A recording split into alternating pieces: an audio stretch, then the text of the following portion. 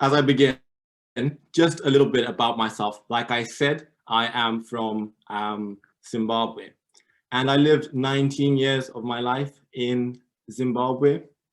And the first time I came to university in 2017, I was interacting, as you do at Freshers Week, asking, I guess, the same common questions you ask all freshers, like, what's your name? What are you studying? Why are you studying that subject? And as I was having this conversation with people, someone asked me a question as they, I guess, realized that I was from Zimbabwe, lived most of my life in Zimbabwe. And they asked, Tari, why is your English so good?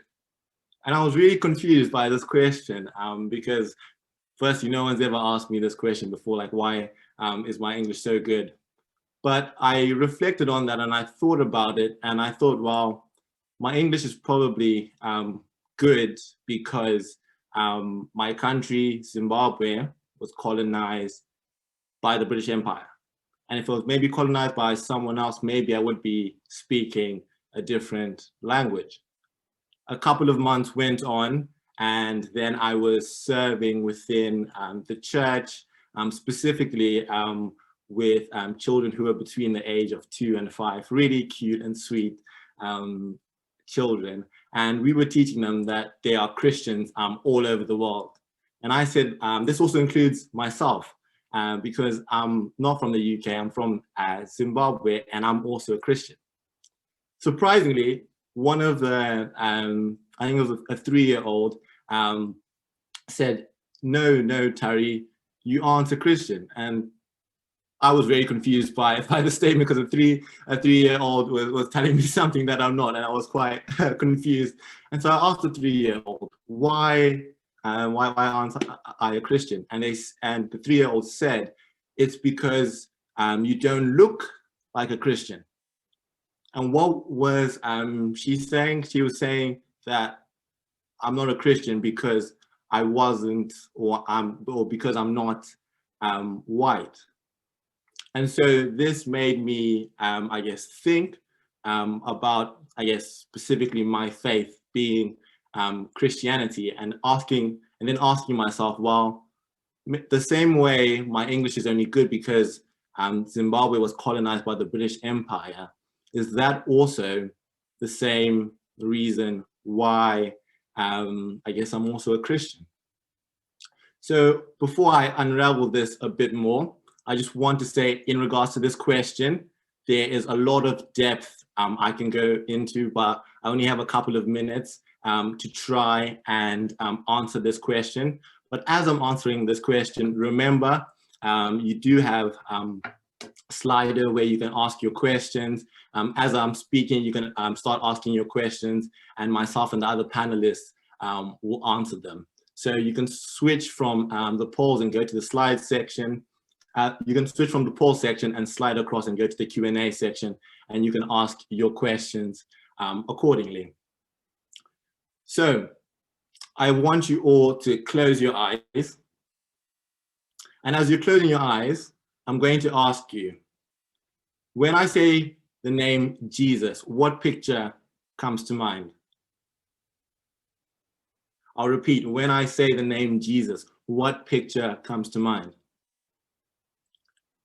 You can open your eyes. It's probably a picture like this. You probably see a white European with blue eyes and blonde hair. And so if Jesus is white, the founder of the Christian faith, then I guess Christianity is a white religion. And as a Black British Zimbabwean, I have been asked this question many a time. Why do I associate myself with the white religion, with a religion which oppressed my country? But funny enough, I was only asked this question when I came to the UK in 2017. Before then, I had never been asked this question, and I'll tell you about that a bit later. But my response when people ask me, why do I associate myself with this religion or this faith? It's namely because Christianity doesn't have a race. There is no form that requires you to fill in your ethnicity before you become a Christian. There's nothing like that. So the big question is, why do so many people see color when they think of God?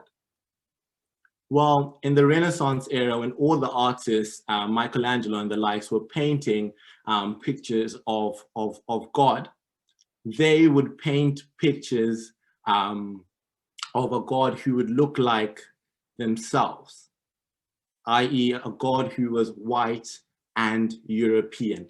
The reason being is because in all of us, there's this deep desire that there's a connection with God. It's as if we were made in his likeness.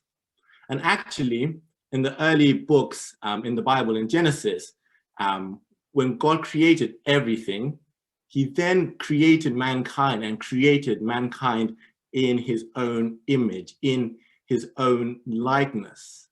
And so, to a certain extent, we are like God. And so when the artists depict their pictures of Jesus, they depicted someone who's like them. However, because the Renaissance European artists were very famous, most of those pictures are very famous and publicized a lot. But in other countries, you find images of Jesus as being Black, as being Oriental, and other races too. And the same goes for Adam and Eve. In regards to Adam and Eve, they're also depicted as white Europeans. But it's not only because us humans resonate with God, we have this likeness with God, and so we depict people who look like us. Another aspect of, I guess, justifying why some people might see Christianity as a white religion is because of the missionaries or the people who represent Christianity. So what do I mean by missionaries? I mean that there are people within the Christian faith who go to nations who've never heard of the gospel or never heard of Christianity before, and they spread this gospel message. And so therefore, when these people most likely in the Western world go to these places and spread the Christian word, the people who see them are seeing a sample group of Christians. And if the only Christians one sees are white, it is perfectly logical to assume that all Christians are white, and therefore Christianity is a white religion. However, what does the foundations of the Christian faith actually say about this? To investigate further, let's look at the Bible. Going back to the very first book in the Bible, in Genesis, this Bible verse describes where the Garden of Eden was. This is specifically in relation to Adam and Eve. It says the name of the third river is the Tigris. It runs along the east side of Asher, and the fourth river is in the Euphrates. And so these rivers were located in a place called Mesopotamia. And therefore theologians concluded that the Garden of Eden was in Iraq, in the Middle East. And likewise, Jesus's birthplace in Bethlehem, also in the Middle East. Therefore, both Adam, Eve, and Jesus are more likely to look like they're from the Middle East than looking as if they were white European. There's a very, very small chance that you would find a white European in the Middle East around 30 AD.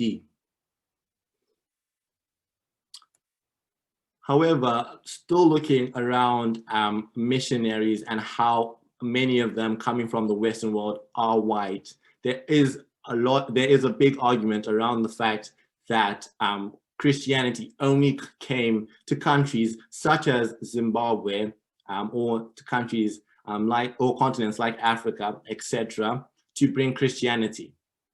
And so therefore, I guess myself, when I was asking that question to myself, am I actually a Christian, or am I a Christian only due to the fact that we were colonized by the UK or by the British Empire? I then looked into this further, and I found that in the early church, in about 90 AD, the first Christians in the early church were meeting up in this time called Pentecost. During this time, they met up, and as you can see in this verse, it said, now dwelling in Jerusalem, where all these people met up, they would devote men from every nation under heaven. And therefore, this Christian message wasn't just specifically in the Western world, or specifically in one area. This Christian message was given to all devout men under heaven. In this case, it was specifically those in Egypt and those in Greece. And also further in this book, in Acts, an early church leader, Peter, spoke the gospel to an Ethiopian eunuch. And this Ethiopian eunuch came to faith and then started the first church in Ethiopia. I then realized that Christianity came before any form of colonization, because it was true, because people were transformed by this message. And now focusing more specifically around those, some of those missionaries who partnered with people who were colonizing Africa and the likes. I want to say that it was wrong that some Christians colonized and did violent things in the name of Jesus, in the name of Christianity. There are two specific reasons why they did this, and it doesn't have to do with the person of Jesus. The first one is they misunderstood Jesus. Christianity isn't about being in a specific place, i.e. spreading Christianity through colonization. Christianity isn't about any political view, i.e. the Crusades, where Christians wanted to move the Muslims from Palestine through violent actions. No, Jesus says Christianity is about having faith in him, and so you can be Christian wherever you are. And actually, in the face of violence, Jesus says that you should actually love your enemies and pray for those who persecute you. And you might just say, oh, well, only a couple of people misinterpreted Jesus or misunderstood Jesus, but actually his closest disciples, those whom he walked with in the early chapters of the accounts of Jesus, you find the disciples think that Jesus is some political leader who's going to overthrow the Roman Empire. But the disciples get confused when Jesus actually says, no, he's actually not here to kill or any Romans or any people, but he's actually here to die so that everyone else may have life. And this is dying also for those who oppose him. So that's briefly answering why Christianity isn't a white religion. Now, what about, I guess, specifically looking at the gender behind the religion? Is it for a white man, or is it just for any race but a man? And my answer to that question is no. Namely, because Christianity stands or falls on one specific thing, and that is the resurrection of Jesus Christ. One of the major lines of evidence for Christ's resurrection was that women are accredited as the first primary witnesses of this resurrection. And in Jewish and Roman culture during this time, women were severely disesteemed. Their testimony wasn't a testimony that people would weigh up. People would easily dismiss their testimony. And so if Christianity was just a hoax or some big conspiracy theory, if anything, people would have had men become the first eyewitnesses. But this wasn't the case. In reality, women were the first eyewitnesses of Jesus' resurrection. And this also just shows how much Jesus valued women, because also as he lived his life, he respected and showed so much care to women, and always valued and included them in every aspect of his life. So going back to the question, is Christianity a white religion? Honestly, who cares? Why? Because the question we should really be asking at the end of the day is Christianity true? Because truth claims have nothing to do with the source of the claims. If a white, a black person, male or female, says something at all, it's either true or it's not. Christianity is not primarily a worldview. It's not primarily a culture. Christianity is a belief that stems from truth claims that are either true or not. So at the end of the day, it doesn't matter who proclaims Christianity or who represents it. The message of the Bible, beginning to end, is far from exclusive. It's actually a very inclusive one. Just 12 chapters into the Bible, you find God calling Abraham the father of the nation of Israel. But God promised that through Abraham, all people, I repeat, all people would be blessed. And so God's plans are much bigger than a race, much bigger than a culture, much bigger than one family or one nation. God is making this faith, making Jesus accessible to everyone. And in the New Testament, actually, Jesus ends, or Jesus' last instructions to his disciples are that they should take this good news and take it to the ends of the earth. So Christianity is really far from being exclusive just to white men or to the few. This great news is open to everyone, including you. And that's the end of my talk.